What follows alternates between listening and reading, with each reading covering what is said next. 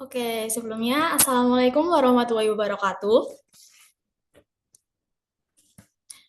Selamat siang dan salam sejahtera untuk kita semua.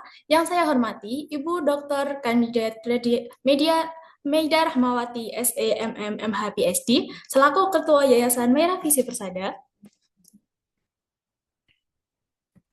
Yang kedua, Bapak Handika Surbakti dan Ibu Meliana Santi selaku pemateri webinar pada siang hari ini, serta seluruh peserta MVP Webinar Series yang luar biasa semangatnya pagi ini. Selamat datang di MVP Webinar Series Hashtag 39 yang diselenggarakan oleh Yayasan Merah Visi Persada dengan tema Beasiswa LPDP Unlocks. Karena hari ini kita tidak cuma bahas LPDP, kita akan bahas unlock the strategi, unlock the mindset, dan juga semoga unlock masa depan ya teman-teman. Oke, perkenalkan di sini saya Rahma yang akan menemani teman-teman selama kurang lebih 2 jam dalam sesi webinar pada kali ini. Oke, sebelum kita mulai, izinkan saya menyampaikan informasi terkait teknis acara, yaitu yang pertama, pemaparan materi setiap narasumber itu berlangsung selama 20 menit. Yang kedua, dilanjutkan sesi tanya jawab dan diskusi selama 30 menit. Yang ketiga, pertanyaan disampaikan melalui kolom chat Zoom. Dan yang keempat, mohon peserta menonaktifkan mikrofon selama sesi materi. Kemudian ada beberapa himbauan kepada peserta webinar, yaitu yang pertama, nyalakan kamera sepanjang acara. Yang kedua, gunakan virtual background terlampir. Yang ketiga, mute mikrofon saat tidak digunakan. Yang keempat, aktif mengikuti diskusi. Yang kelima, akan ada link daftar hadir di akhir sesi. Dan yang terakhir, abadikan momen keikutsertaan untuk dibagikan ke sosial media. Oke, sebelum kita melanjutkan ke sesi berikutnya, izinkan saya menyampaikan bahwa Ketua Yayasan Merah Visi Persada, Ibu Meida Rahmawati, pada kesempatan kali ini belum dapat membersamai karena terdapat keperluan yang tidak dapat ditinggalkan. Dan beliau menyampaikan salam hangat serta apresiasi yang sebesar-besarnya kepada seluruh narasumber dan peserta yang hadir pada webinar siang hari ini.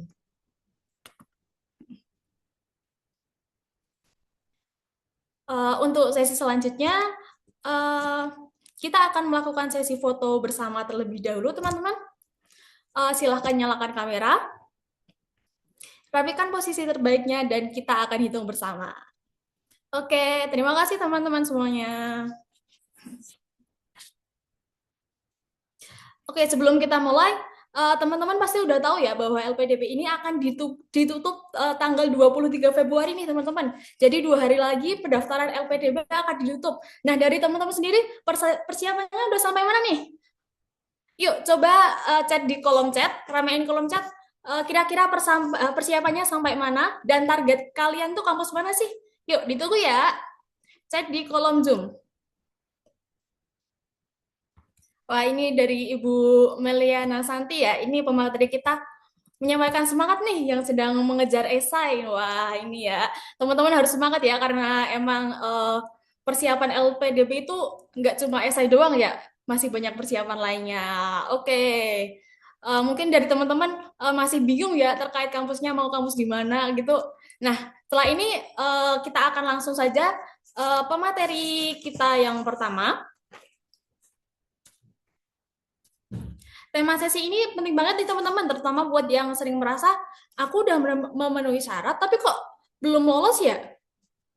Karena ternyata memenuhi syarat itu belum tentu siap secara strategis ya teman-teman. Nah, langsung saja kita sambut Ketua Pilar Capacity Building Mata Garuda LPDP kepada Bapak Handika Surbakti. Waktu dan layar kami persilakan. Selamat pagi Bapak. Pagi, selamat Iya. pagi. Oke, selamat pagi rekan-rekan sekalian. Assalamualaikum warahmatullahi wabarakatuh. Waalaikumsalam warahmatullahi wabarakatuh. Pertama-tama terima kasih undangannya rekan-rekan dari penyelenggara webinar kali ini. Perkenalkan saya Dika, Direktur atau Capacity Building dari Mata Garuda LPDP. Ini adalah ikatan penerima beasiswa LPDP baik yang ongoing maupun yang sudah alumni. Kebetulan di periode ini saya diamanahkan sebagai Ketua Pilar Capacity Building. Sebenarnya di pilar saya ini fokusnya untuk pengembangan kapasitas anggota Mata Garuda, which is alumni dan penerima beasiswa LPDP Namun sebelum ini saya juga membawahi community development gitu ya, di mana fungsi dari community development juga adalah mensosialisasikan beasiswa LPDP dan menyelenggarakan program-program mentoring ya. Jadi di Mata Garuda mentoring yang dilakukan itu juga adalah di bawah community development, yang mungkin yang populer diketahui orang namanya Cempaka Mentorship Program. Nah, pertama memang ketika kita bicara LPDP sekarang timingnya kurang ini ya, kurang strategis 2 hari sebelum penutupan gitu ya. Apalagi dengan topik yang apa yang disampaikan nanti gitu ya. Memang enaknya kalau teman-teman saya yakin banyak juga yang sekarang pengen tahu aja gitu untuk persiapan ke batch berikutnya gitu ya.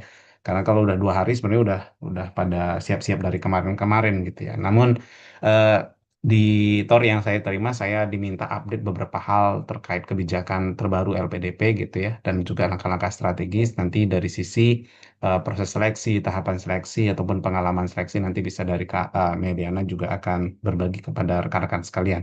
Nah, saya akan berfokus kepada beberapa hal, terutama dalam pengenalan beasiswa LPDP secara umum dan kebijakan-kebijakan terkini dari beasiswa LPDP. Karena mungkin beasiswa LPDP ini apa ya, beasiswa yang sering viral gitu ya, yang ya sekarang viral lagi gitu ya, karena ada alumni yang komentar gitu ya, ada proses seleksi apa dan seterusnya ada aja gitu ya. Tapi sebagai pengurus Mata Garuda, saya selalu mengingatkan gitu ya, jadi award di LPDP itu ya konsekuensinya salah satunya itu. Kenapa? Karena kita dibiayai dari pajak dan rakyat gitu ya. Dan memang harus harus harus punya etika, punya integritas gitu ya dalam bersikap dalam kehidupan profesional bahkan kehidupan personal.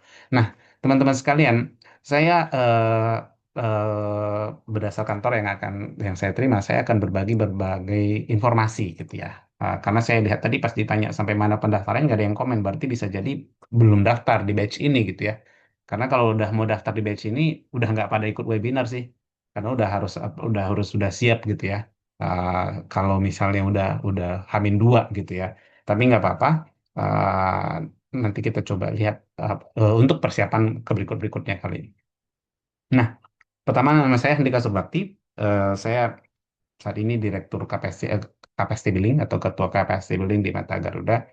Teman-teman, saya punya area of interest itu di digital economy, capacity building, Islamic fintech, dan kalau mau kolaborasi atau mau berinteraksi kita bisa ketemu di LinkedIn ataupun di Instagram saya di @urbansufism. Nah, hari ini saya akan bahas 6 item, Bapak, Ibu, teman-teman sekalian. Pertama, apa dan bagaimana beasiswa LPDP. Terus yang kedua, kebijakan terkini beasiswa LPDP. Nanti kita juga lihat tahapan dan transaksi beasiswa LPDP. Ini juga krusial. Terus overview personal statement dan essay beasiswa LPDP. Overview aja, saya nggak akan bawa banyak bahas tips. Terus ada yang salah satu titik di TOR adalah karakter calon penerima beasiswa LPDP. Dan terakhir adalah program yang dilakukan oleh Mata Garuda untuk mendukung calon penerima beasiswa LPDP. Pertama, kesalahan pertama pencari beasiswa itu adalah tidak mengerti, tidak mengenal siapa penyelenggara beasiswa.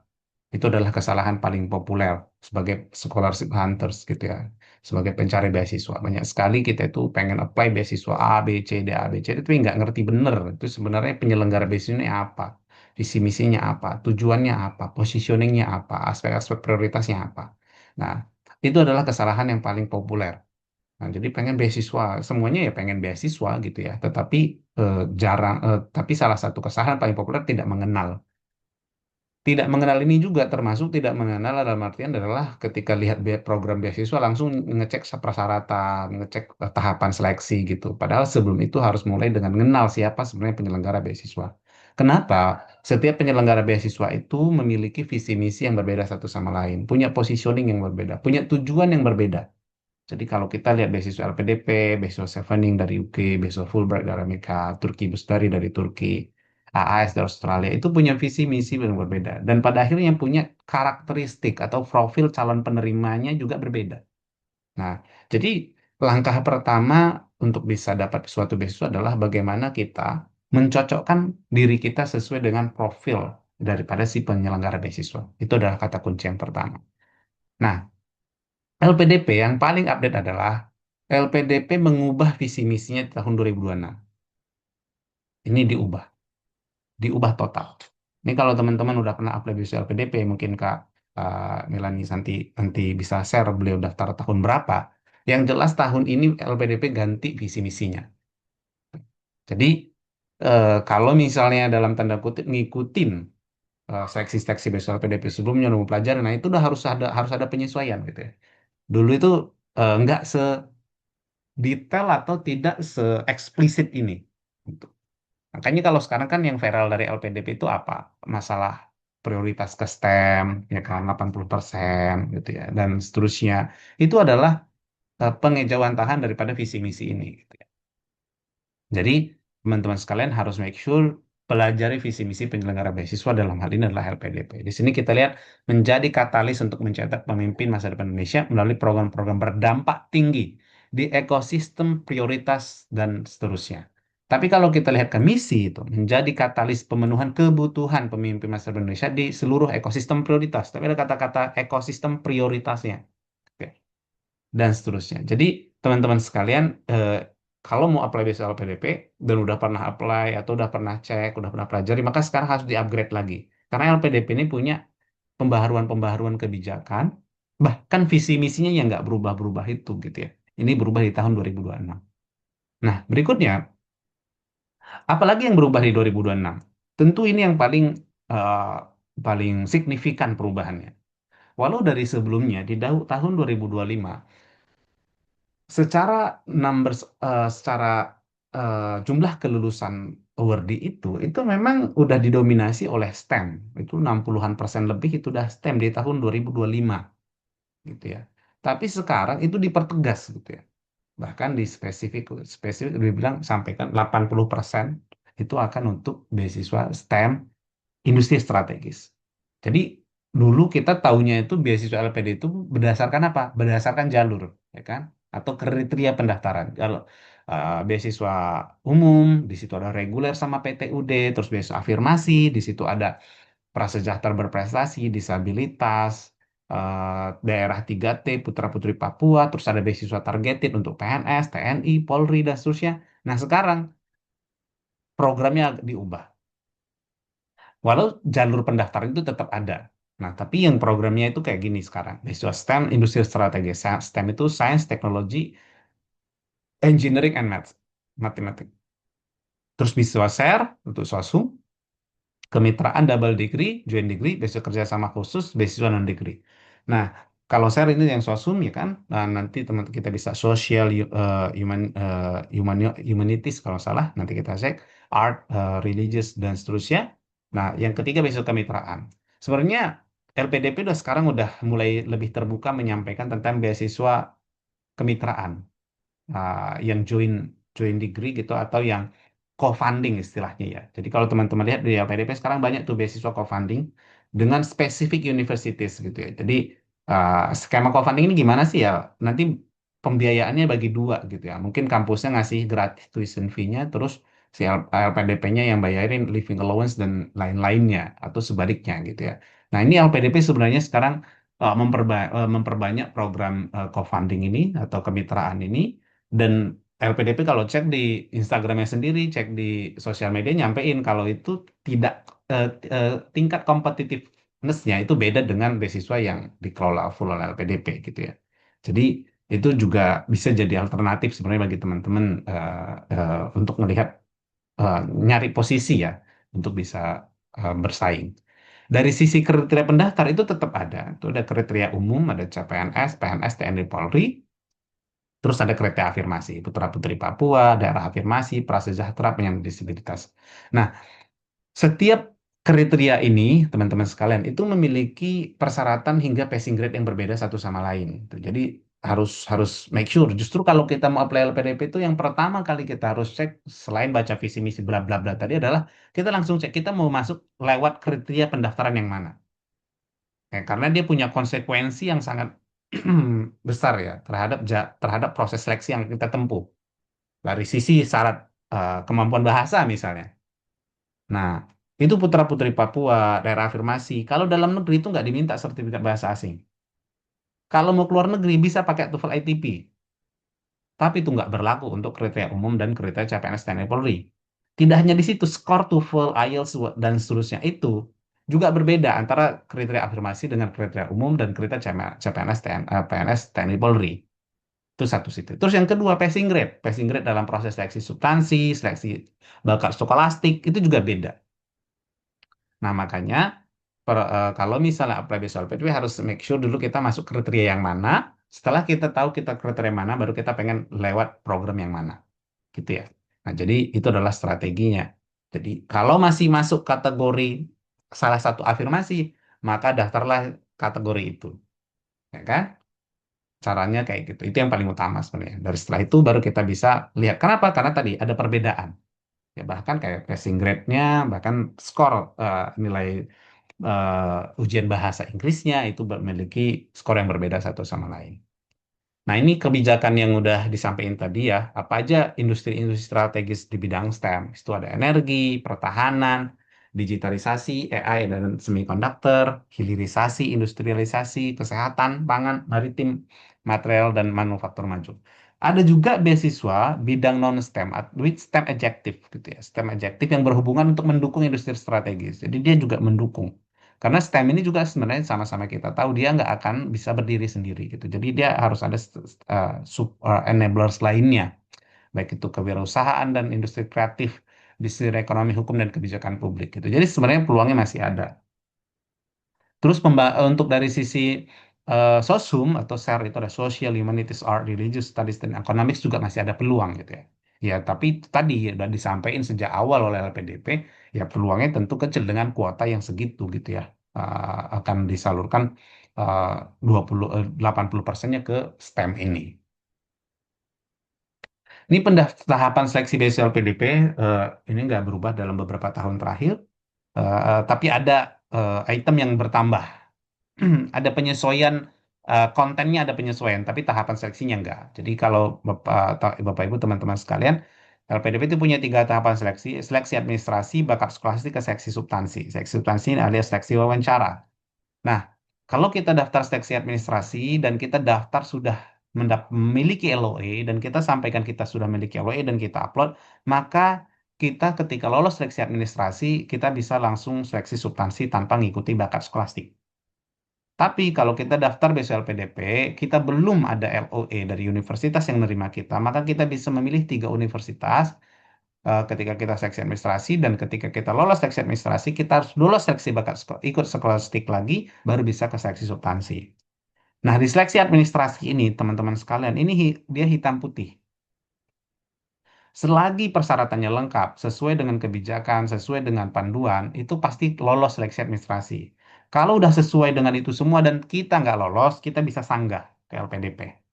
Gitu ya. Jadi misalnya nih ketentuan surat rekomendasinya sesuai, tapi kita nggak dilolosin gara-gara itu. Nah, kita bisa protes dalam tanda kutip, kita sanggah dan nanti LPDP akan mengecek ulang. Dan jika memang kesalahan itu ada di proses verifikasi mereka, maka kita akan diproses ke tahapan berikutnya.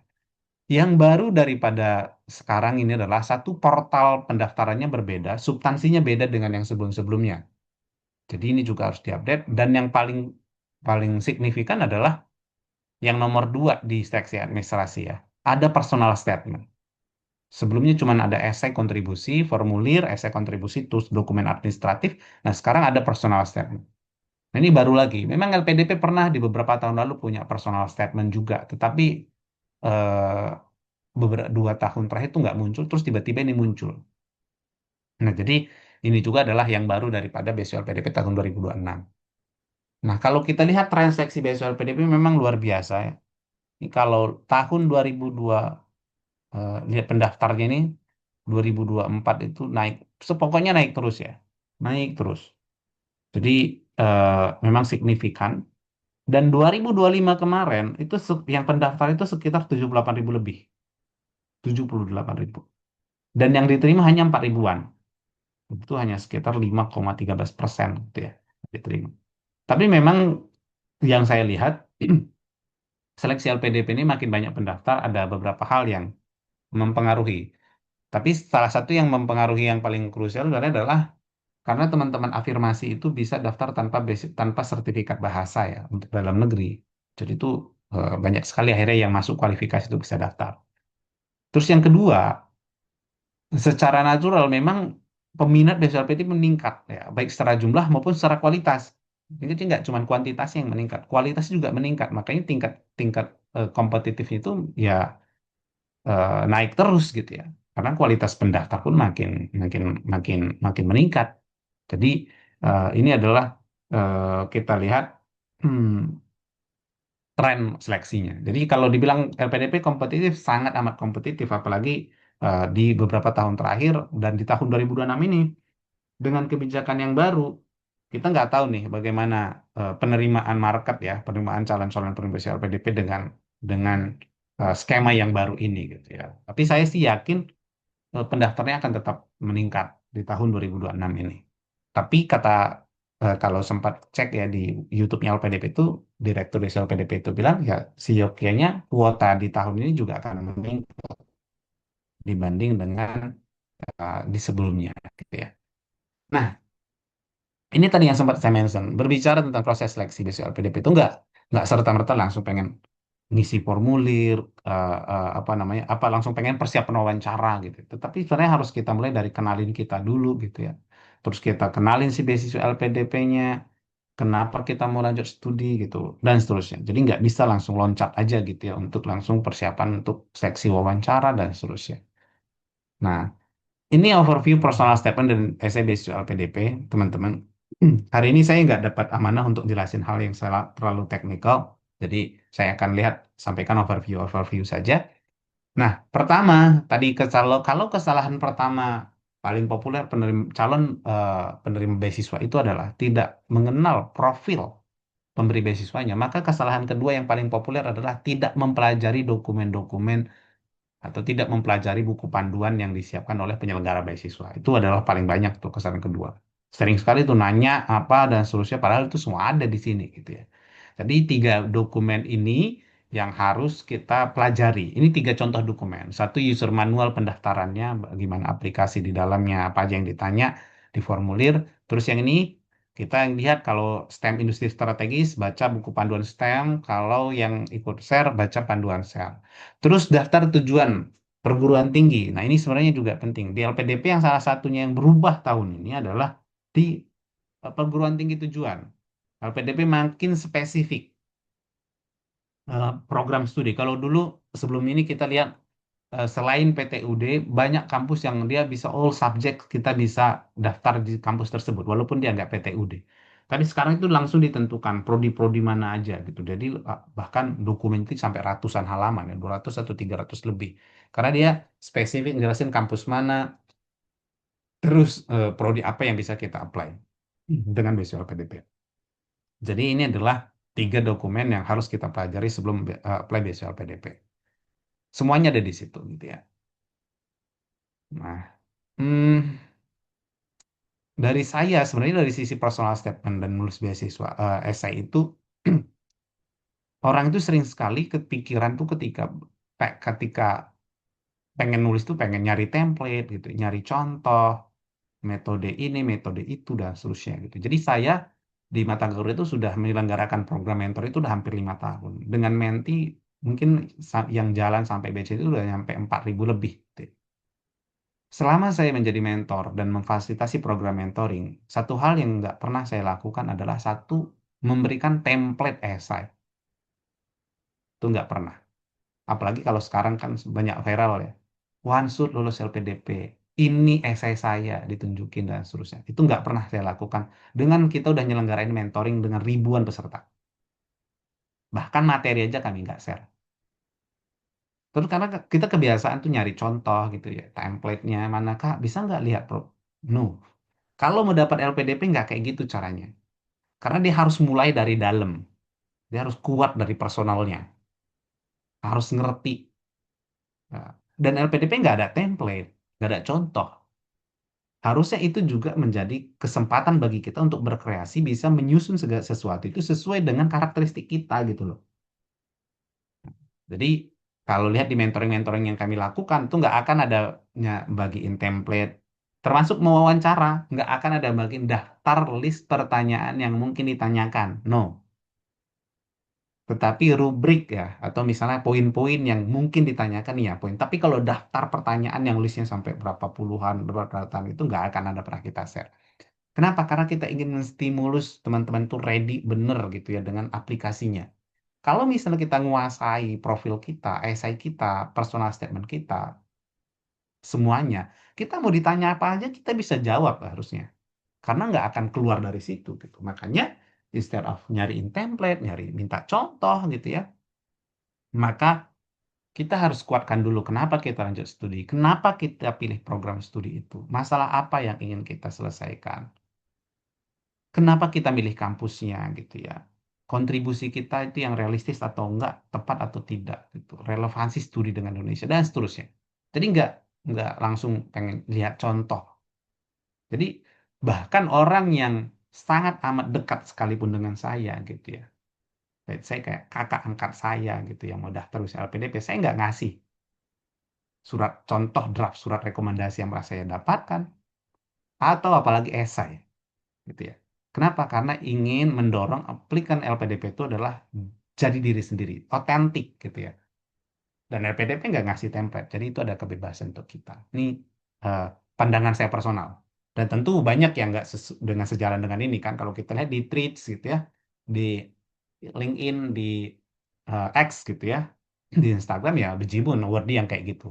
Tapi kan saya satu dari 6.000 awardee ya, jadi patutlah kalau punya banyak perbedaan pendapat tentang proses seleksi, karena yang saya lalui bisa aja juga beda dengan Kak Melani lalui ketika seleksi kemarin. Tapi saya berpendapat kayak gitu, dan ini kami lakukan di program mentoring yang dilakukan oleh Mata Garuda.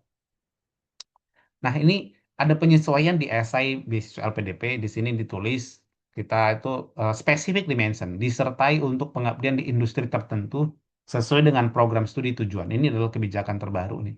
Pengabdian dan kontribusi diutamakan untuk mendukung industri strategis seperti ketahanan pangan, energi, pertahanan, digitalisasi, kesehatan, dan seterusnya, dan seterusnya. Jadi memang di esainya, di panduan pun udah dimention spesifik itu, gitu ya. Kalau dari si personal statement, nah LPDP nambah nih personal statement. Ini dari panduan LPDP ini untuk mencerminkan hak kesadaran diri, proses pembelajaran, serta kesiapan pendaftar untuk lanjut studi.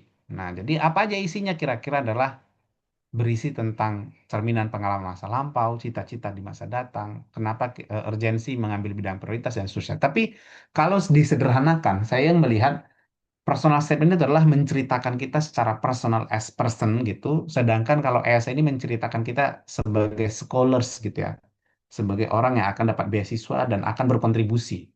Tentu narasinya beda. Data-data, argumentasi akademik, justifikasi kenapa milih program studi, kenapa kita berkontribusi di sektor tertentu, apa peran kita, itu adanya di sini. Sedangkan di sini menjelaskan ini kita siapa sebagai seorang person, gitu ya. Apa yang udah kita laluin, gitu ya, dan seterusnya, dan seterusnya. Nah, kalau misalnya ditanya, apa yang perlu dilakukan sebelum nulis personal statement dan essay di PDP, dua ini, refleksi dan riset. Saya sebelum kita keluar, kita harus ke dalam dulu gitu ya. Kita harus ngerti dulu kita nih kenapa mau apply di LPDP, kenapa kita pengen lanjut studi S2, S3, kenapa pilih prodi itu, kenapa pilih kampus itu, kenapa pilih topik riset itu. Relevan nggak dengan perkembangan Indonesia saat ini dan seterusnya.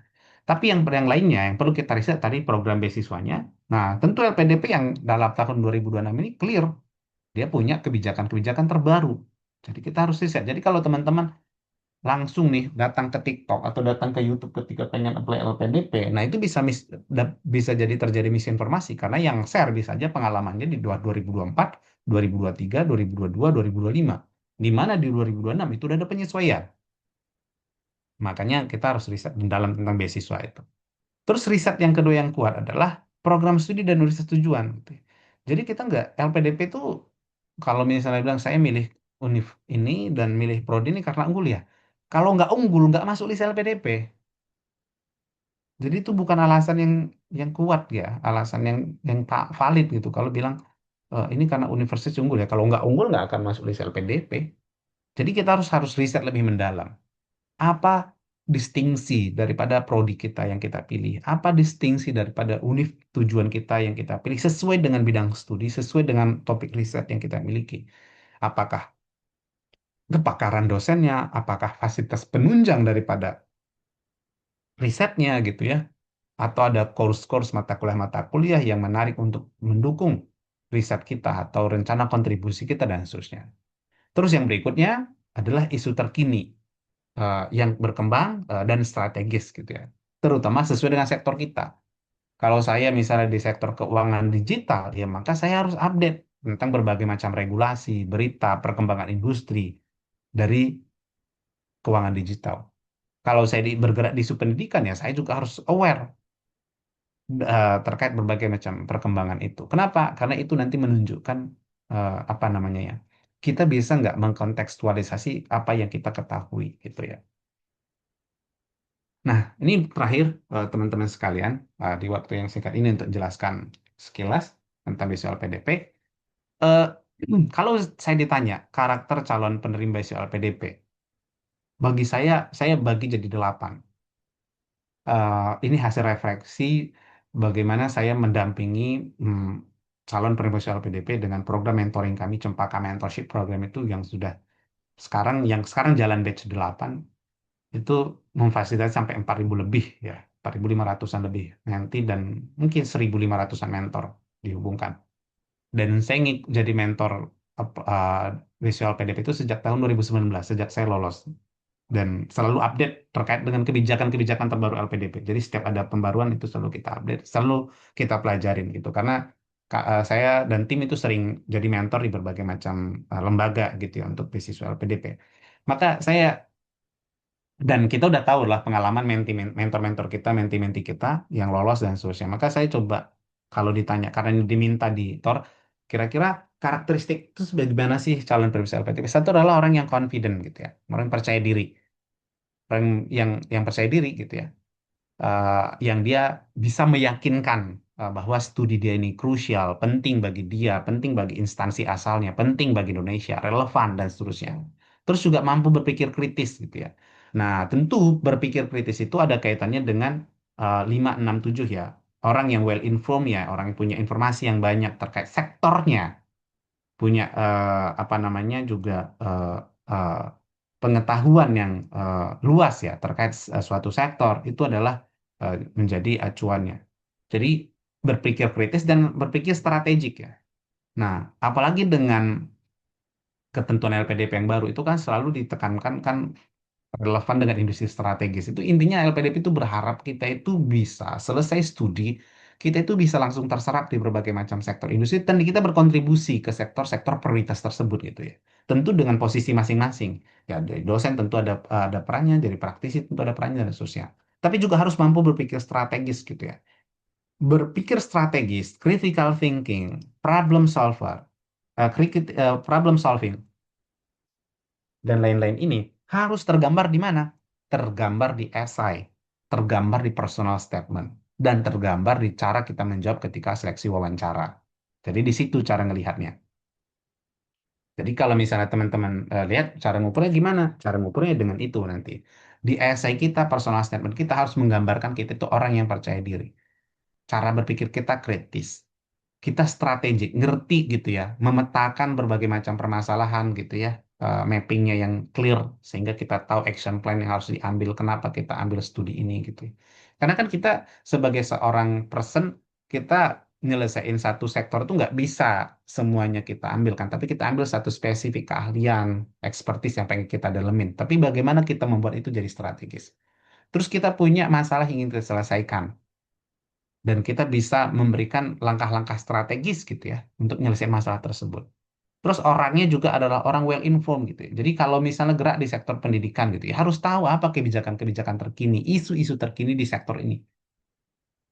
Jadi sering sekali kita itu datang menti gitu, dia misalnya fokus ke kesehatan mental, risetnya di psikologi atau di konseling dan seterusnya. Tapi ketika datang tuh dia nggak tahu gitu ya.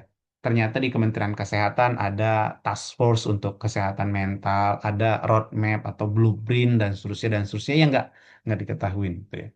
Broad-minded ya, knowledgeable ya, ini clear sih.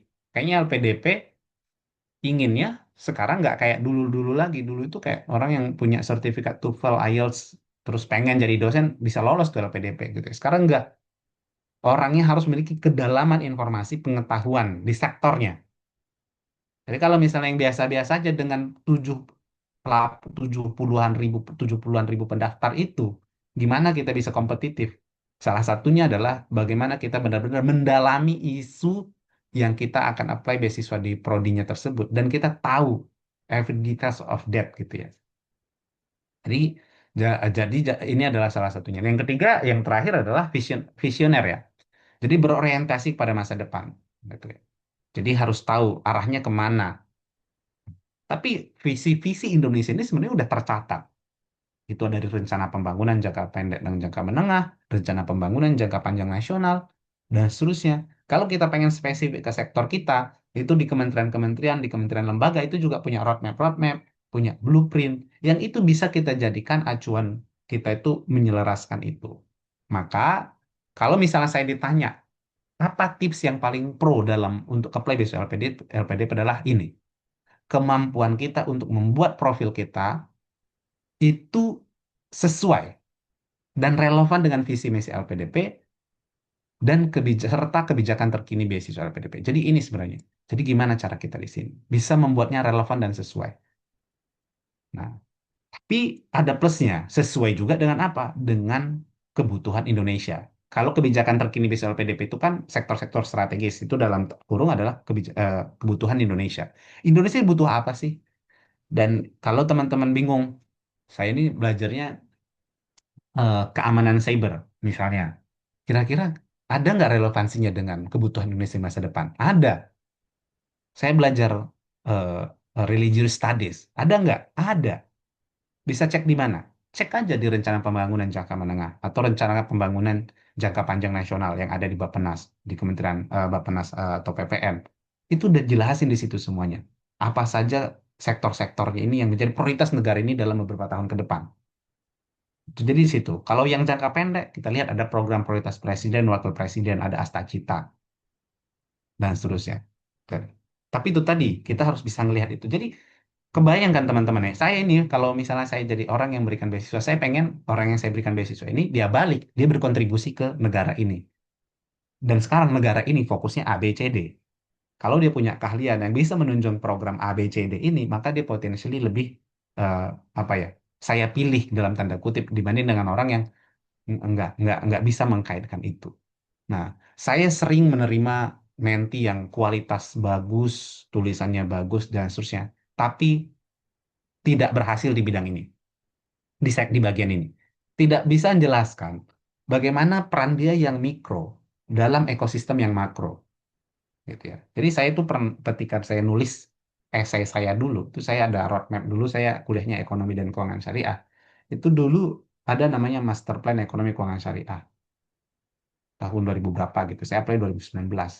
Di master plan itu, kalau kita lakukan master plan di Indonesia bentuknya rumah gitu ya. Ada pilar-pilar, terus di bawah pilar tuh ada enabler-enablernya gitu ya. Saya cuma mention dua. Di enabler itu ada mention penguatan riset dan penguatan sumber daya manusia. Saya cuma bilang, dalam mengembangkan ekosistem ekonomi keuangan syariah, saya ingin berkontribusi di meningkatin pengembangan SDM sama riset. Pengennya kalau itu jadi dosen. Selesai. Tapi saya ngerti positioning saya dari ekosistem yang besar itu gitu ya. Dan itu di master plan itu disusun oleh kementerian, lembaga, kalau itu kementerian dan lembaga pemerintah gitu ya. Berarti pemerintah fokus ke situ. Nah, jadi kira-kira ini sebenarnya yang paling krusial. Kalau saya ditanya siapa yang paling dicari atau siapa yang paling pro tips untuk apply basic apa adalah ini atau yang lebih sederhana kan orang yang tahu dia eh, mau kemana dengan apa dari berbagai macam pilihan-pilihan tersebut. Nah, ini sebenarnya teman-teman terakhir dari saya, semoga ini bisa jadi gambarannya. Oh ya, ini kita punya program, ini kan salah satu kendala orang apply LPDP itu adalah mentor, makanya kita punya Cempaka Mentorship Program.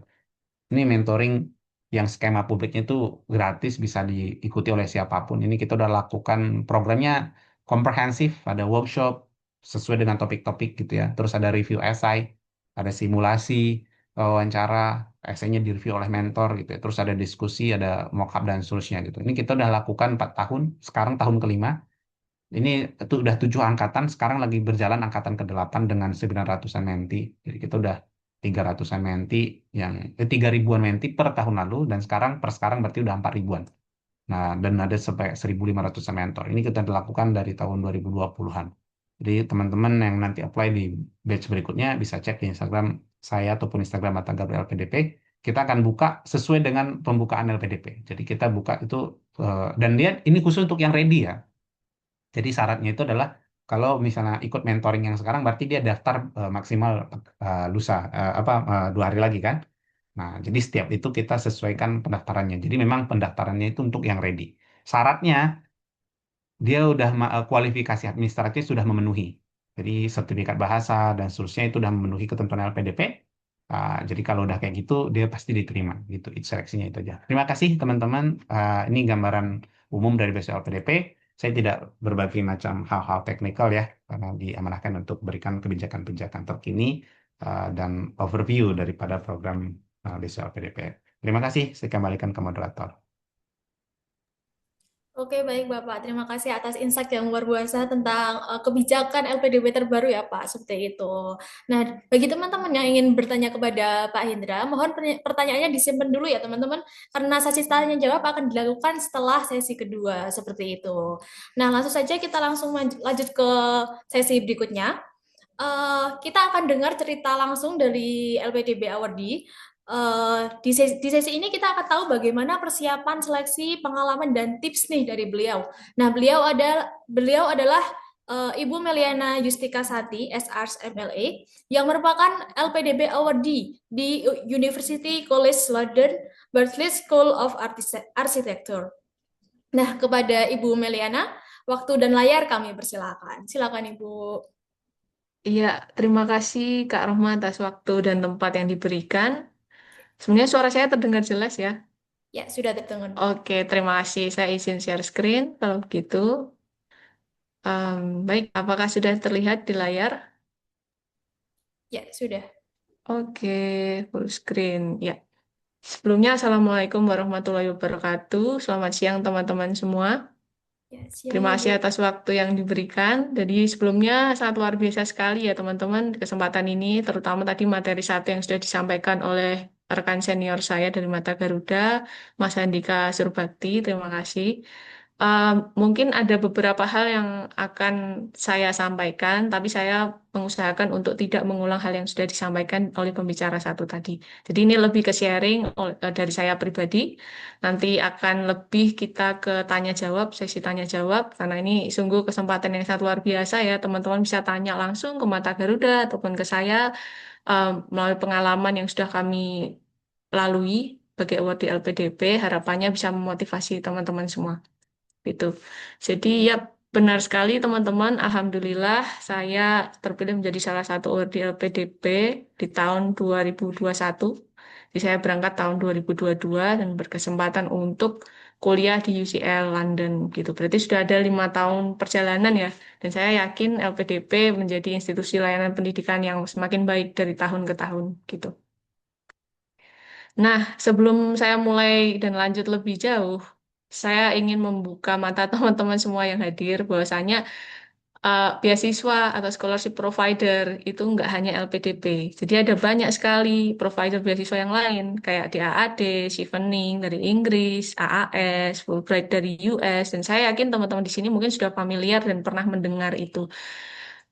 Walaupun demikian, saya tetap berharap ya teman-teman di sini bisa menjadi salah satu award di LPDP juga, mendapatkan legacy untuk meneruskan pengabdian ke Indonesia, untuk Indonesia.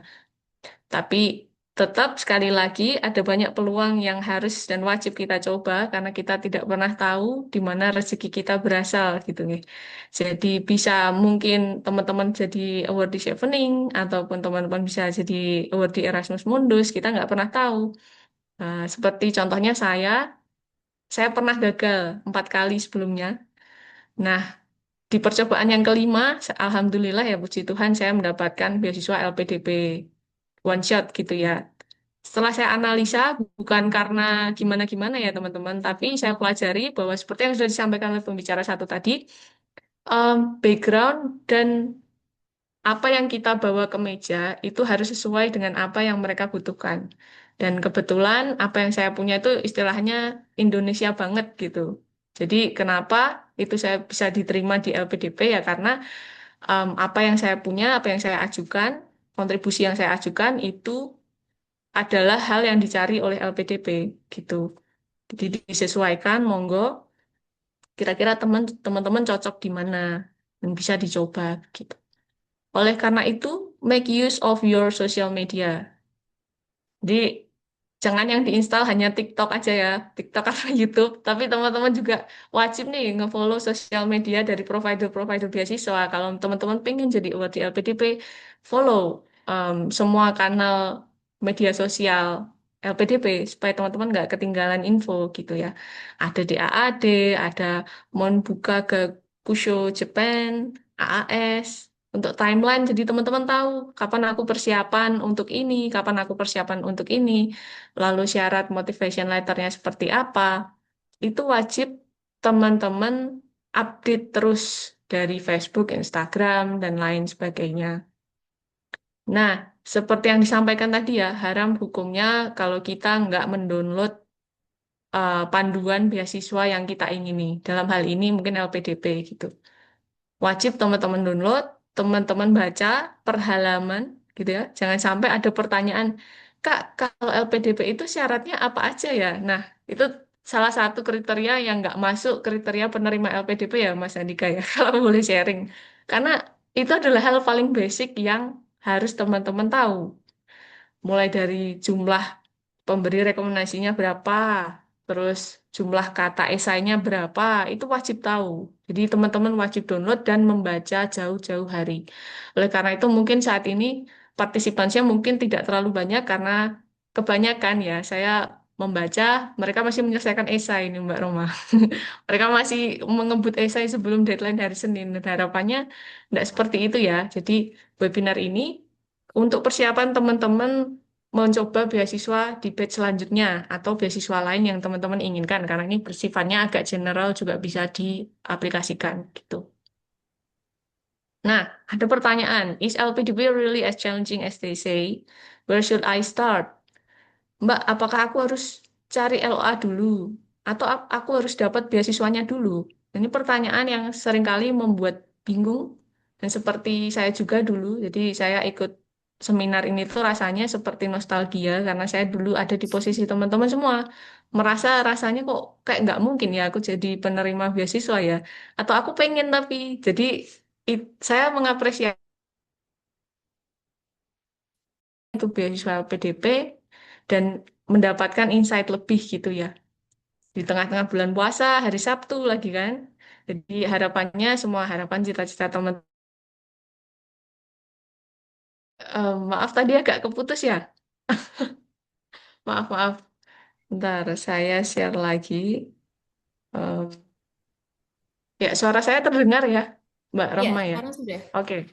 Ya maaf tadi ada kendala teknis. Jadi ya saya sangat mengapresiasi teman-teman yang hadir di sini. Harapannya, harapan dan cita-cita teman-teman untuk menjadi awardee bisa terwujud. Nah, jawaban dari pertanyaan ini, itu kita nggak harus memilih salah satu. Bisa disesuaikan dengan kondisi ideal teman-teman. Bisa jadi teman-teman bisa dapat beasiswa dulu, seperti kasus saya. Jadi saya belum dapat kampus, tapi saya dapat beasiswanya terlebih dahulu. Dan di situ ada tenggang waktu untuk saya apply kampus, mencari kampus untuk nanti di-input ke sistem, gitu ya, untuk garis besarnya. Jadi kalau teman-teman mau mendaftar LPDP, seperti yang disampaikan Mas Handika tadi, alangkah baiknya teman-teman punya LOA-nya dulu. Karena teman-teman bisa skip tahap 2, which is yang really training ya, kalau boleh kita bilang. Karena itu tes matematika lah, segala macam. Namanya proses seleksi kan tetap kita harus ikuti. Cuman kalau boleh memilih, lebih baik teman-teman punya LOA-nya dulu, sehingga tahap 1 administrasi, lanjut ke wawancara. Itu sangat-sangat meringankan lah, bisa dibilang seperti itu. Nah, oleh karena itu, untuk mendapatkan LOA, language preparation and language certificate itu jadi penting. Itu adalah SIM teman-teman untuk apply kampus kalau yang mau apply di kampus luar gitu ya, atau apply kampus juga untuk kampus-kampus yang di dalam negeri karena kan seperti kampus-kampus yang bagus juga Indonesia kayak UI, lalu ada UGM, ITB, rata-rata mereka meminta sertifikat bahasa Inggris gitu. Jadi wajib hukumnya teman-teman tahu menyiapkan ini. Ada dua skema yang saya tawarkan ya teman-teman berdasarkan pengalaman saya. Jadi saya pengen tahu nih level bahasa Inggris saya tuh saat ini ada di mana. Di jelek nggak apa-apa teman-teman karena saya dulu FYI ITP saya tuh di 400 sekian lah. Masa bisa sampai UK gitu. Tapi dari simulasi itu saya tahu oh ternyata writing saya masih lemah. Ternyata em, apa speaking saya perlu di-upgrade. Jadi teman-teman tahu apa yang harus teman-teman perbaiki. Coba ikut IELTS simulation. Itu kan murah nih ya. Maksudnya ya tidak murah-murah banget, cuman tetap berbayar, tapi masih oke lah. Lalu ada TOEFL ITP. Nah, setelah merasa percaya diri, baru ambil yang official. Itu lumayan ya, 3,5 juta. Jadi perlu di-manage nih strateginya seperti apa. Kebetulan saya tidak ikut les bahasa, jadi benar-benar 1,5 tahun itu saya kebut sendiri ya, karena waktu itu saya juga bekerja, jadi meluangkan waktu, time management. Gimana nih aku bisa meluangkan waktuku yang sepadat ini untuk belajar. Salah satunya nih Elvira and Malik ini tidak di-endorse ya teman-teman. Teman-teman bisa cek di Telegramnya, beliau tuh sering membagikan um, sumber-sumber belajar bahasa Inggris yang kredibel karena beliau adalah guru IELTS secara free dan saya belajar dari situ selain dari buku official Cambridge dan Barron's gitu bisa dicek. Manage your cell phone. Jadi HP diinstalin aplikasi-aplikasi yang konstruktif, yang membangun seperti BBC Radio itu free. Daripada teman-teman mendengarkan lagu-lagu galau gitu kan, mending dengerin BBC Radio bisa meningkatkan exposure teman-teman bahasa Inggris. Untuk bahasa Inggrisnya tuh listeningnya makin baik tiap hari. Terus ada Duolingo, terus ada aplikasi lainnya juga. Jadi zaman sekarang kalau teman-teman belajar sendiri itu bukan suatu hal yang tidak mungkin. Jadi perlu meningkatkan exposure bahasa Inggris setiap hari. Nah, eh sampai sekarang filenya masih di laptop saya, teman-teman. Jadi penting teman-teman membuat file yang rapi untuk universitas impian dan penyedia beasiswa yang pengen teman-teman apply. Jadi ini um, untuk file universitas, misalkan ada Sheffield, Edinburgh, misalkan UGM, ITB. Jadi kita memasukkan semua informasi yang kita tahu ke file itu, gitu. Begitu pula package for scholarship ke LPDP ya file minimal yang harus ada dalam file itu panduan PDF-nya yang tadi. Kalau kosong berarti teman-teman, waduh diragukan lah maksudnya niat untuk mencari beasiswanya.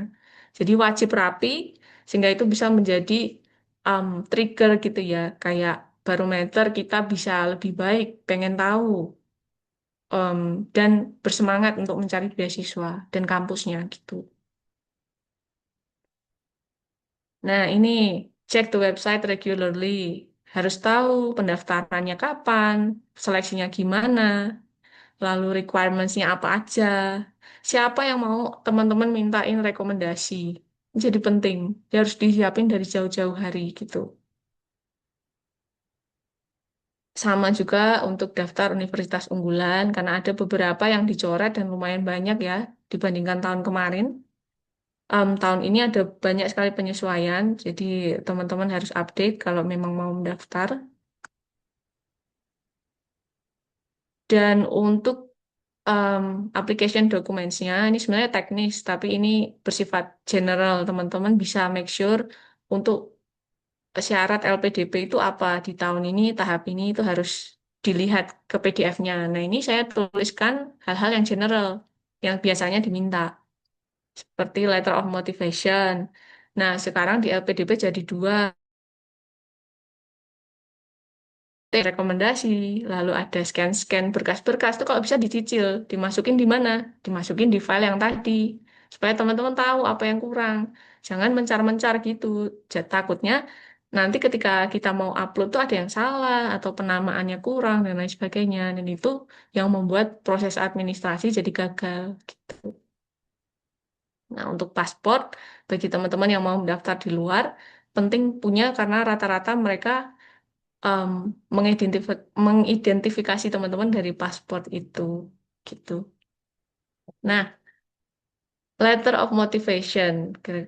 Saya kira teman-teman semua sudah banyak yang tahu apa yang harus ditulis karena untuk topik ini sendiri itu sangat luas dan sangat panjang kalau mau dijelaskan.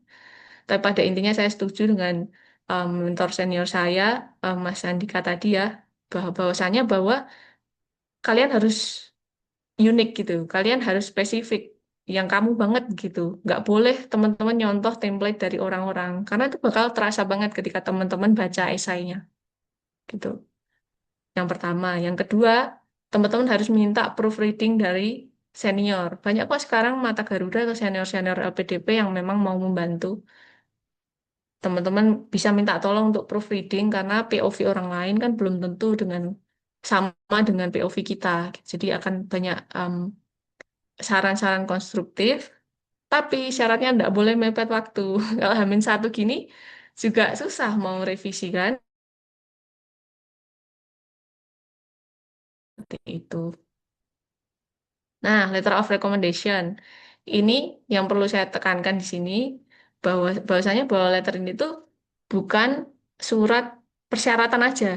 Tapi di letter of recommendation ini harus menceritakan bahwa sang pemberi rekomendasi kenal teman-teman secara personal. Tuh. Jadi nggak hanya sekedar surat gitu ya, tapi benar-benar menyampaikan bahwa misalkan nih si A mempunyai etos kerja yang baik, pernah membantu saya di bidang ini, silahkan disampaikan gitu. Dan jangan mepet karena letter of recommendation kan menyangkut orang lain ya, tidak hanya diri kita sendiri. Jadi kita harus kasih spare waktu yang pas untuk meminta dan menghubungi orang tersebut. Dan yang terakhir, submit. Don't submit at the last minute. Dan takutnya servernya error, semua persiapan teman-teman akhirnya gagal. Yang kedua, apply to all available scholarship.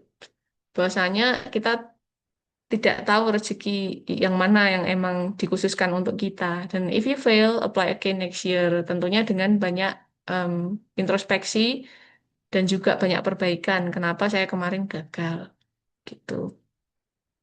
Nah, sedikit yang ingin saya sampaikan ini interview hack karena mungkin teman-teman di sini sudah ada yang menulis esai dan harapannya administrasi lolos.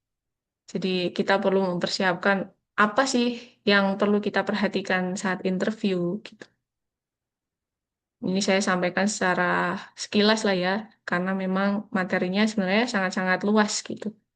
Dan sesi ini untuk sesi sharing yang apa yang dulu saya lakukan gitu. Nah, where should I begin? Di sini saya bedakan menjadi 4 step. Ya, bisa di screenshot ya. Step 1, identify key questions. Kira-kira apa sih pertanyaan yang kira-kira akan muncul? Kalau teman-teman yang suka bola nih, kira-kira nih formasi tim lawan nih pakai formasi apa? Nah, itu harus benar-benar apa ya? Ditulis dan direnungkan dan diatur strateginya gimana kita nanti menjawab pertanyaan itu gitu.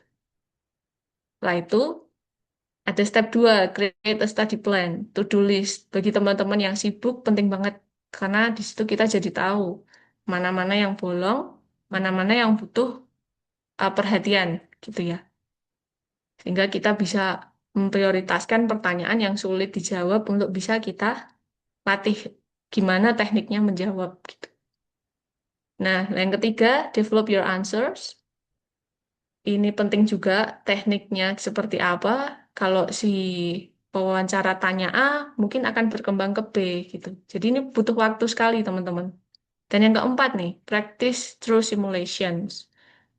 Um, dan ini walaupun ini ya teman-teman punya waktu 2 minggu atau bahkan 1 bulan untuk um, sebelum wawancara untuk mempersiapkan beasiswa, jangan pernah kalian membuang 1 hari pun untuk kalian tidak meningkatkan kapabilitas teman-teman menyiapkan beasiswa ini gitu. Jadi setiap hari harus ada progres.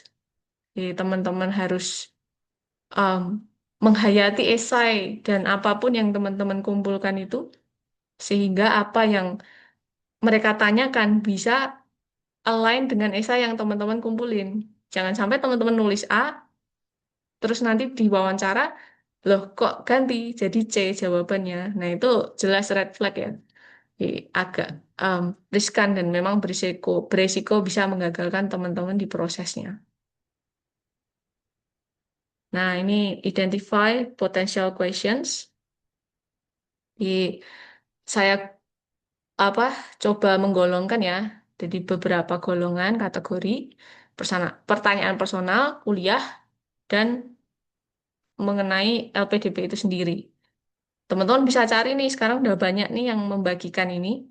Pada intinya teman-teman harus bisa memetakan pertanyaan-pertanyaan itu spesifik dengan esai yang teman-teman tulis. Tuh.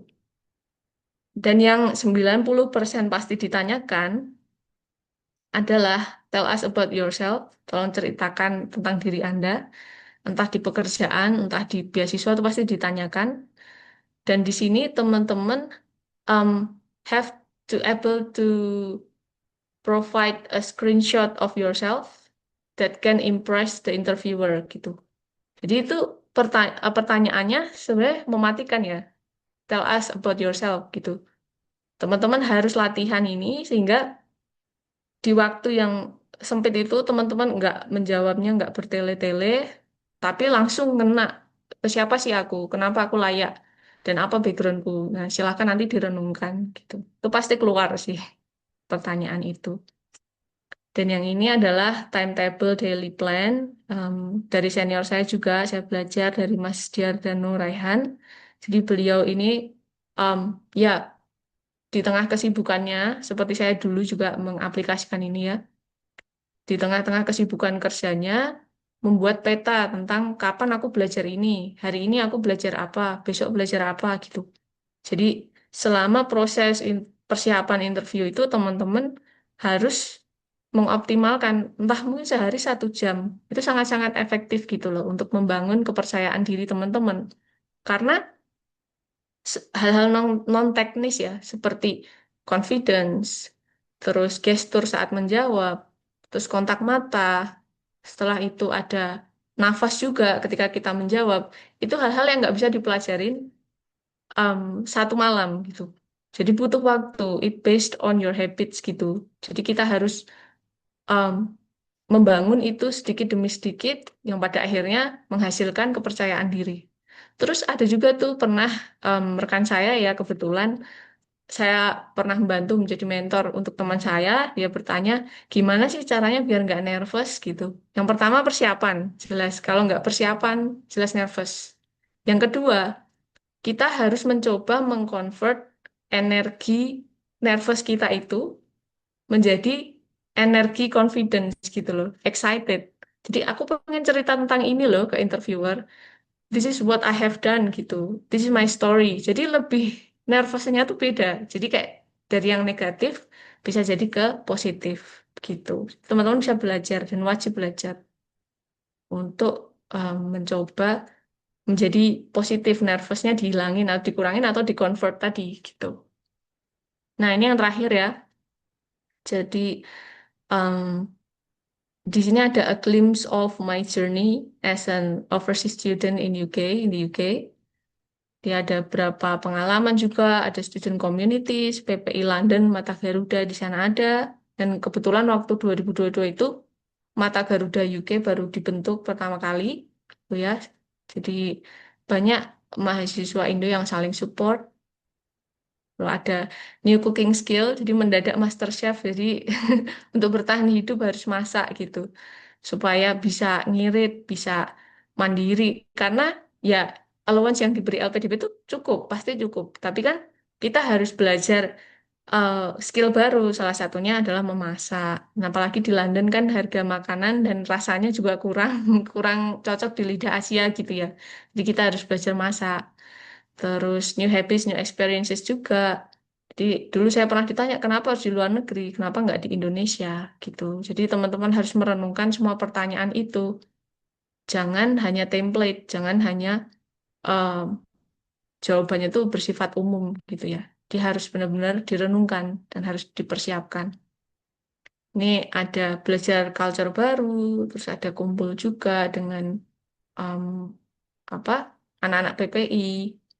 Jadi beraneka ragam hal yang bisa kita dapatkan gitu. Kalau kita pergi ke lingkungan baru, entah di dalam negeri atau di luar negeri, semuanya sama. Pasti kita belajar hal baru di tempat yang baru. Gitu. Jadi akhir dari presentasi saya nih, saya mau bilang kalau satu langkah kecil lebih baik daripada diam, dan sukses dimulai dari niat yang kuat. Jadi walaupun teman-teman merasa, wah perjalananku masih jauh dan I was there before gitu. Jadi saya pernah di posisi teman-teman beberapa tahun yang lalu gitu, dan ternyata dengan niat yang kuat itu, teman-teman pasti akan sampai di titik yang teman-teman mau. Dan kalaupun akhirnya berbeda, nggak ada ruginya teman-teman mencoba hal yang positif. Belajar bahasa Inggris, why not gitu kan? Zaman sekarang nggak harus untuk beasiswa, untuk semua hal kita butuh bahasa Inggris gitu.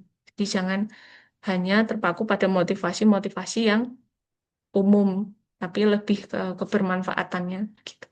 Jadi sekian, terima kasih atas waktunya. Saya kembalikan ke moderator. Ya,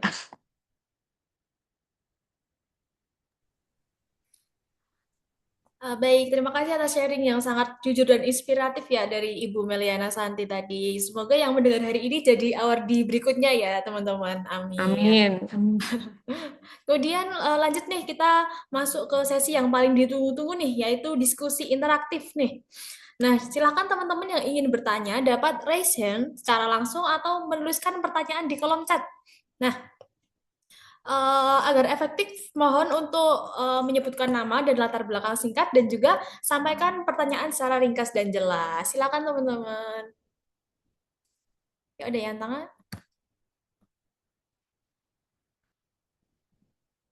Oke, mungkin dari teman-teman belum ada pertanyaan ya. Eh, Mungkin dari saya aja dulu. Dari pertanyaan dari saya itu kepada Bapak Hadika ya Pak. Seperti ini. Mungkin banyak peserta yang baru mulai mempersiapkan diri ketika pendaftaran masih dibuka Pak. Nah, idealnya itu berapa lama persiapan strategis itu dilakukan dan apa saja tahapan yang sebaiknya dilakukan jauh sebelum masa pendaftaran seperti itu Pak. Iya, kalau ditanya idealnya berapa itu mulai dari masing-masing itu bisa berbeda ya. Tapi yang kayak sampaikan oleh Kak Diana tadi, uh, let's say bahasa Inggrisnya lewat jalur yang kita pilih itu misalnya minta IELTS-nya adalah 6,5 gitu, dan kita mulai dengan prediction dengan simulasi IELTS sekarang posisi yang 5, maka tentu masing-masing orang punya waktu yang berbeda ningkatin skor dari 5 ke 6,5. Jadi itu tentu berbeda-beda. Tapi kalau ada yang datang dengan IELTS sudah 6,5 dan ingin daftar LPDP gitu ya. Tapi juga nggak serta-merta itu jadi jaminan gitu. Tapi apa yang harus dia persiapkan berikutnya adalah ya tadi memilih program studi, uh, mendapatkan LOE kalau ingin dapat LOE gitu ya. Terus juga memilih risetnya, melakukan riset awal, memastikan prodinya itu relevan dengan Indonesia dari berbagai macam terus dan seterusnya. Dan itu bisa butuh waktu mungkin sekitar 6 bulan menurut saya. Jadi kalau udah punya memenuhi syarat administratif, sertifikat bahasa terutama, karena itu kan memang pintu masuknya ya. Kalau jalurnya non afirmasi, maka itu bisa butuh 6 bulan. Tapi kalau misalnya tadi belum punya sertifikat bahasa sesuai ketentuan, nah maka mulai dari situ. Jadi saya nggak tahu kapan tuh ya. Jadi kalau saya dengan orang yang datang yang udah ready dengan sertifikat bla bla bla, itu kita bisa apa ya, elaborasi atau kita enhance apa namanya pengetahuannya, wawasannya terkait beasiswa dan sektor dia itu, menurut saya mempelajari itu butuh 6 bulan sampai 1 tahun. Nah, kalau memulai dari mana? Mulai dari tadi, mulai dari memenuhi syarat administratif sih. Wabil khusus kali ini adalah bisi sertifikat bahasa, karena kalau nggak ada itu nggak bisa kemana-mana kan. Nah, tapi kalau misalnya jalurnya afirmasi ya langsung lihat tuh persyaratan yang ada di LPDP, fokus ke situ gitu ya. Jadi dari situ kan tadi saya sampaikan ada 3 ya yang harus siapin. Lihat beasiswanya, lihat riset atau dalami beasiswanya, persyaratan bla bla bla, terus universitas dan prodi tujuannya, baru yang ketiga isu terkini. Ini jadi udah dapat LOE sekali, udah dapat apa namanya, udah ngerti beasiswanya aja nggak cukup. ngerti program studi dan universitasnya aja nggak cukup, tapi juga harus ngerti current affairs, isu-isu yang relevan. Kenapa? Karena kita harus make sure ketika kita wawancara nanti itu yang kita bahas, yang kita sampaikan itu relevan gitu. Jadi kalau dari sekarang mulai dari situ aja, dari tiga itu tadi gitu ya.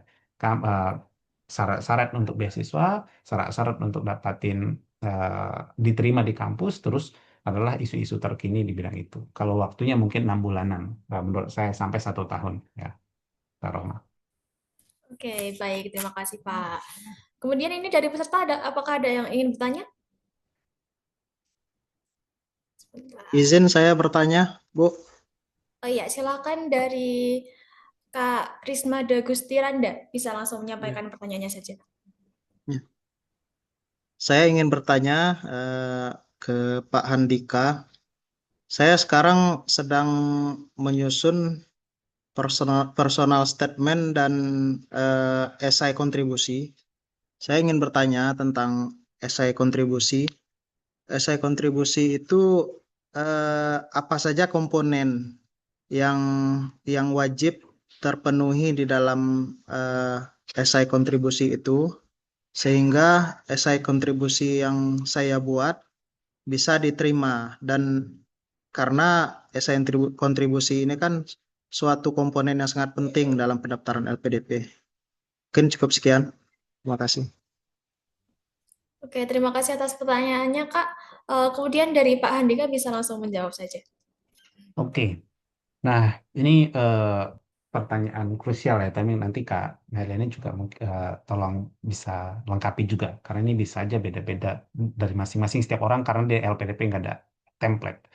Uh, dan tadi memang saya nggak sampaikan itu, Mas Rismada ya, karena memang tadi saya update-nya untuk kebijakan-kebijakan ya, jadi nggak nyampein hal-hal teknikal. Kalau dari sisi esai kontribusi yang versi tahun 2026. Nah, jadi saya punya punya punya framework itu selalu saya update sesuai dengan kebijakan. Jadi tahun 2025 bentuknya kayak gini, 2025 karena satu esai harus mengakomodasi yang di personal statement juga kan. Sedangkan yang di sekarang kan itu spesifik ada personal statement sama esai kontribusi. Bagi saya, komponen daripada esai kontribusi untuk LPDP tahun 2026 itu satu, ada bagian kecil kita siapa kita, memperkenalkan kita siapa. Tapi in professional way. Jadi bukan secara personal. Kalau urusan orang personal, anak keberapa, tinggal di mana, besar di mana, bla bla itu di personal statement. Tapi di professional way. Apa aktivitas sekarang yang relevan dengan studi yang akan kita ambil, ya kan? Itu yang pertama. Terus yang kedua, apa yang melatar belakangi ingin melanjutkan studi? Motivasinya bukan motivasi personal. Motivasi personal diselesaikan di personal statement, tapi motivasi yang relevan dengan sektor-sektor yang kita akan apa ya, ya sektor yang akan kita ambil prodinya, atau dalam bahasa sederhana adalah masalah apa yang menjadi latar belakang kita mau melanjutkan studi, apa yang pengen kita selesaikan, kita mau berkontribusi di sektor apa, di bagian mananya. Oke. Eh, yang berikutnya tentu itu inline ya, Mas Rismana, dengan posisi apa namanya, siapa kita secara profesional gitu ya. Kalau kita dosen gitu ya, tentu kan masalah yang kita bahas akan inline dengan profesi kita dan dan rumpun studi kita. Gitu ya. Terus tadi apa yang kedua adalah tadi masalah yang menjadi latar belakang studi, apa yang ke-trigger kita untuk bermasalah dan sektor mana yang ingin kita nanti berkontribusi. Kira-kira itu yang ingin yang ada di poin 2. Jadi dia masalah tapi pada poinnya adalah itu diperas menjadi alasan kenapa mau ambil studi tersebut. Yang ketiga, alasan kenapa milih program studi prodi dan universitas yang kita pilih. Dari sekian banyak ratus list prodi dan universitas yang ada di LPDP, kenapa kita pilih itu? Kenapa kita pilih prodi itu? Kenapa pilih kampus itu? Nah, di sini sebenarnya kita harus mampu membuat kita itu benar-benar ngerti kita mau ngapain. Jadi, kalau bagi saya, kita itu milih suatu prodi atau milih universitas setidaknya bare minimumnya itu dengan 3 alasan. Satu, ada course-course yang mata kuliah yang sangat inline dan mendukung dengan area of research kita, dengan topik riset kita, dengan studi yang pengen kita, keahlian yang ingin kita dalami. Yang kedua, expertise dari dosennya yang inline dengan apa namanya, dengan riset kita atau dengan rencana pasca studi kita. Yang ketiga, fasilitas penunjang, baik itu non-akademik maupun non-akademik yang dapat mendukung proses studi kita. Ini kalau teman-teman eksak ada laboratorium, atau kalau teman-teman sosum, atau secara ada pusat studi, research center, dan seterusnya. Nah, itulah kenapa kita harus riset beneran ke kampusnya. Sehingga kita tahu kampus ini punya apa yang inline dengan studi yang akan kita ambil.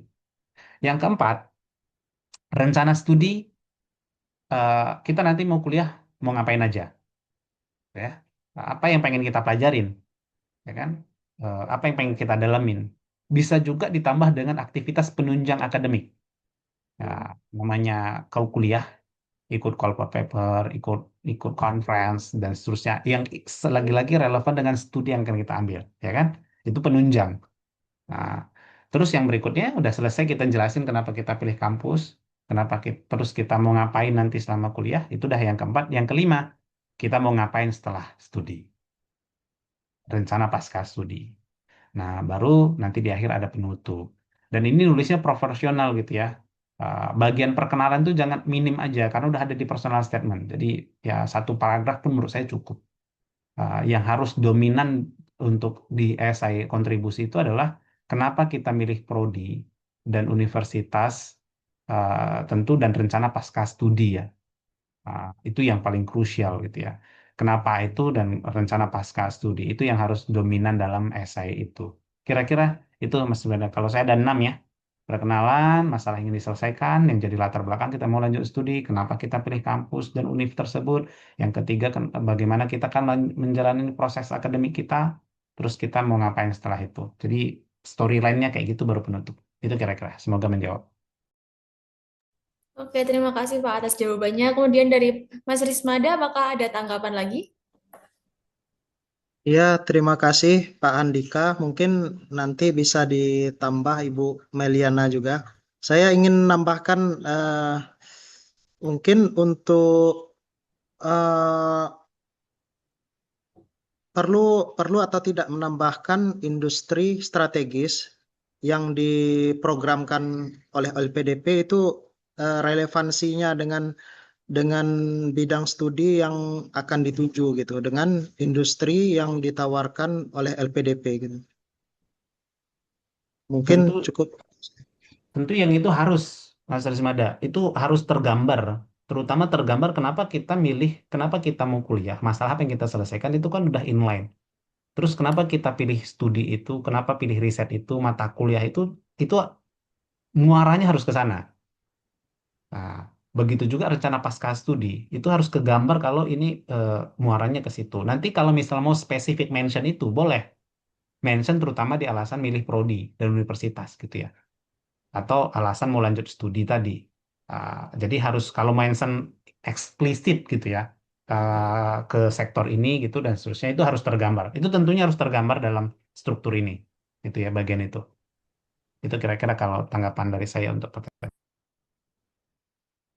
Oke Pak, terima kasih atas tanggapannya. Kemudian dari Bu Meliana, apakah ada tambahan tentang pertanyaan dari Mas Rismada tadi? Silakan Bu. Eh, sudah sangat lengkap ya penjelasan dari Mas Andika ini. Cuman kalau boleh saya menambahkan, ketika Mas Rismanda ini mengisi kolom esai, di atasnya kan ada seperti detailnya ya. Misalkan, tolong lampirkan rencana kembali ke Indonesia, rencana pasca studi, dan lain-lain. Minimal apa yang tertulis di dalam kolom esai itu menjawab pertanyaan yang di atas. Tapi saya rasa tadi yang sudah disampaikan Mas Andika sudah sangat-sangat lengkap. Dan yang kedua terkait pertanyaan apakah perlu mencantumkan rencana strategis itu ya. Menurut saya itu penting karena satu sisi mungkin si interviewer atau penyeleksi beasiswa itu akan menilai urgensi apakah aplikan ini layak untuk dipilih atau tidak itu berdasarkan urgensi jurusan tersebut atau kaitannya dengan kontribusi ke depannya gitu. Jadi perlu mungkin disinggung satu paragraf kurang lebih karena kan 2000 kata ya maksimal per satu section esai. Di per satu esai ada dua, maksimal per satunya itu 2000 kata. Jadi menurut saya itu sudah sangat-sangat cukup untuk menjelaskan dan lebih baik dijelaskan walaupun mungkin hanya satu paragraf. Jadi saling kaitannya di mana. Itu bisa terlihat dan lebih baik diletakkan di agak atas gitu sebelum kita menyebutkan kampus tujuan dan jurusan yang kita pilih. Mungkin akan lebih baik gitu. Sekian mungkin tanggapan dari saya. Oke, terima kasih Bu Meliana atas tanggapannya.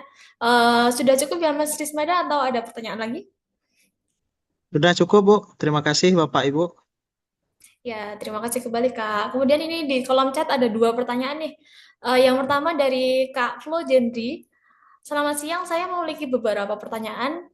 Yang pertama, apakah LPDP membiayai penelitian dan publikasi? Dan yang kedua, bagaimana sih LPDP memastikan komitmen untuk berkontribusi ke Indonesia di luar esai kontribusi tersebut? Terima kasih.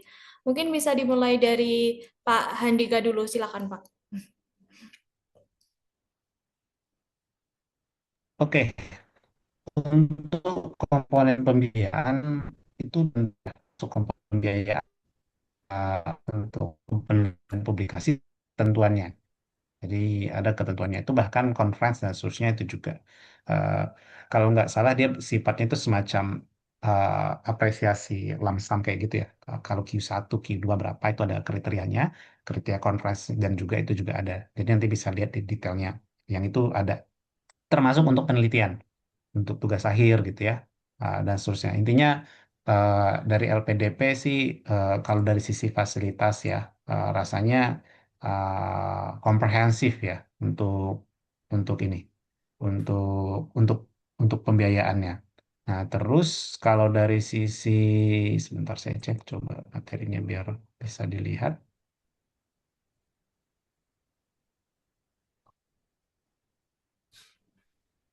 komponen-komponen. Ya, tapi itu rasanya sih semuanya udah dibiayainya. Nanti ada di materi PDP itu biasa jelasin apa saja komponennya. Sebentar, saya coba tunjukkan.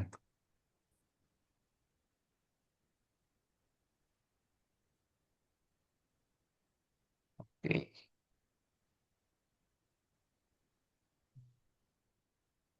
Nih, komponen pembiayaannya ya.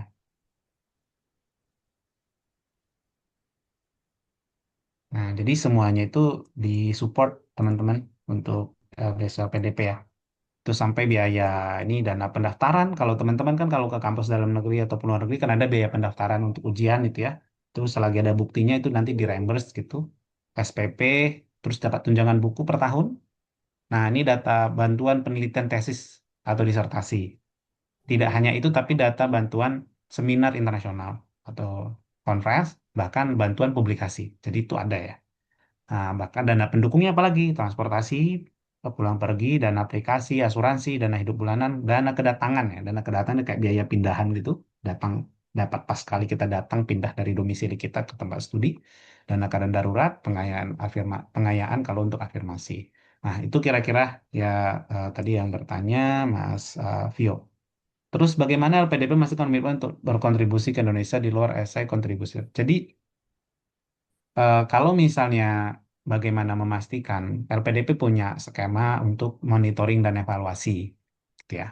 Terus LPDP juga ada tracer study, ada pemantauan gitu ya, kayak Kak Meli ini baru selesai studi itu ada ngisi tracer study buat pelaporan. Jadi ada aplikasi Monef LPDP, sekarang namanya e-beasiswa kalau tidak salah, kalau dulu namanya Simonef, sistem monitoring evaluasi, kita update di situs dan seterusnya. Namun selain itu, masyarakat, publik itu juga boleh gitu ya. Kalau mau apa namanya, apa bukan boleh ya. Sekarang juga ada juga orang misalnya eh, memantaunya itu dalam tanda kutip adalah yang paling krusial, terutama yang keluar negeri sebenarnya balik ke Indonesianya, bukan berkontribusi sebagaimana di SI-nya. Karena itu kontribusi udah beda cerita sih sebenarnya. Kalau saya juga yang saya sampaikan dulu jauh beda dengan apa yang saya lakukan pasca studi. Nah, tapi yang terutama yang keluar negeri itu yang paling utama adalah balik ke Indonesianya. Namun di LPDP sekarang pun ada kebijakan-kebijakan baru, membolehkan untuk magang, bekerja di international organization itu ya itu juga ada fleksibilitas-fleksibilitas dan atas seizin LPDP gitu ya. Jadi kalau teman-teman baca klarifikasi tanggapan LPDP terhadap kasus viral baru diupload tadi malam sekitar jam 11 oleh LPDP itu bilang kan bahwa yang bersangkutan memang sudah balik ke Indonesia 5 tahun lebih dari 2N+1 kewajiban untuk S2.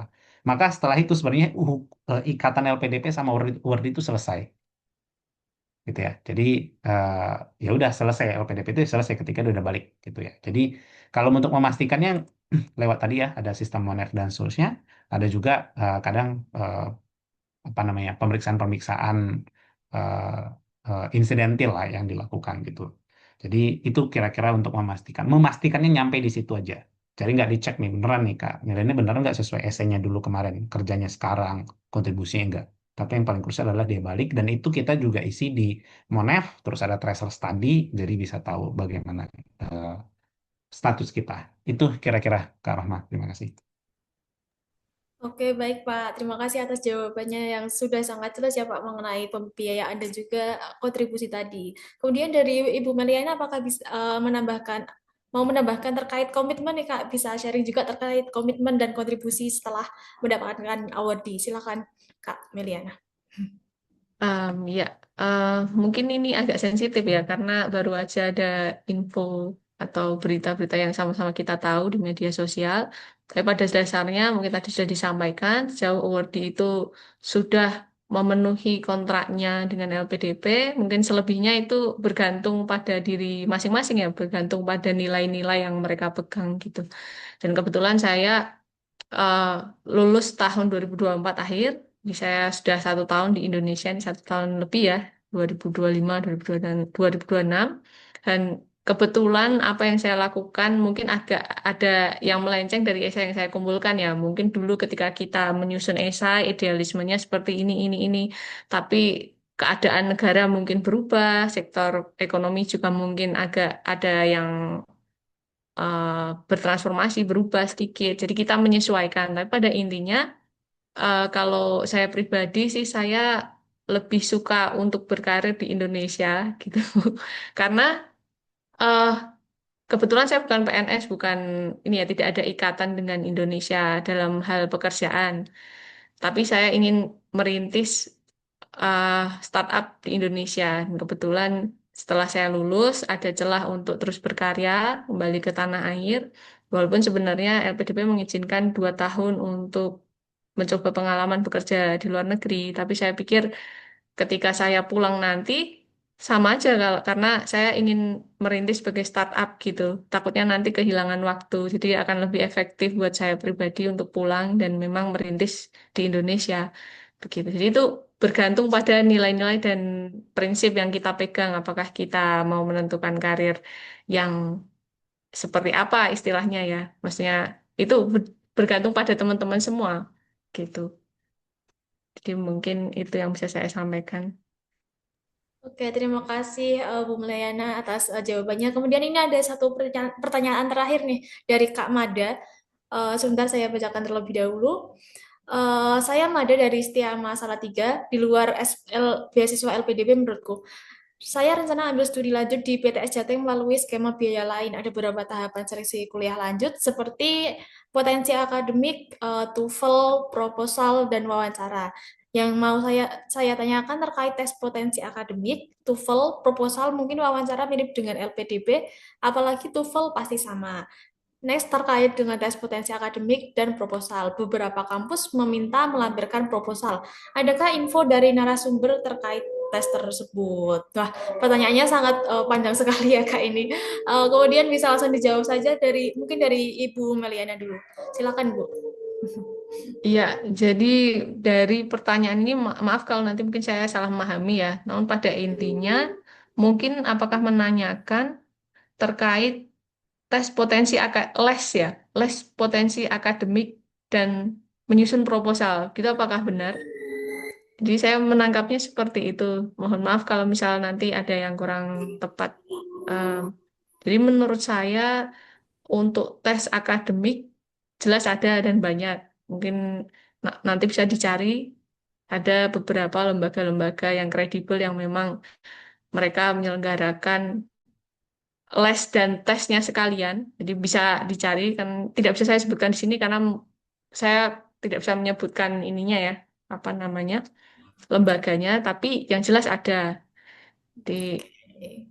Dan mungkin teman-teman sebelum ikut les itu bisa membeli atau mencari informasi buku-buku yang kredibel yang bisa untuk latihan sebelum memutuskan untuk ikut les kalau mau ikut les. Tapi kalau misalkan langsung ikut tesnya, berarti teman-teman PR-nya adalah mencari dan memfamiliarisasi soal-soal dan tipe-tipenya secara mandiri. Dan, dan setelah itu bisa mengikuti tes. Gitu. Karena ada salah satu jurusan di UGM juga yang membutuhkan ini, membutuhkan tes potensi akademik. Jadi sertifikat TPA yang jelas ada. Untuk proposal, meminta melampirkan proposal. Nah, sharing aja kebetulan kalau case saya adalah seorang arsitek ya. Jadi ketika saya mengapply di kampus tujuan saya, mereka menanyakan proposal dan desain portfolio.